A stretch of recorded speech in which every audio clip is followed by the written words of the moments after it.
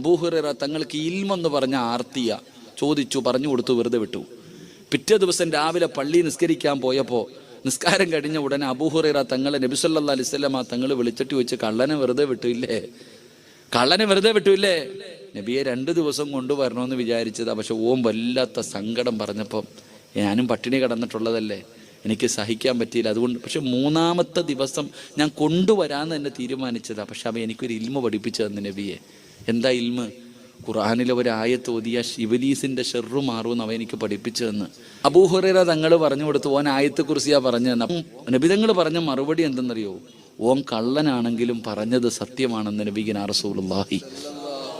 ഈ ആയത്ത് ആരെങ്കിലും പാരായണം ചെയ്താൽ അവൻ്റെ നിന്ന് ശൈത്താനിന്റെ ഷർറു മാറുമെന്ന് നബിഗിനാ റസൂലുള്ളാഹി.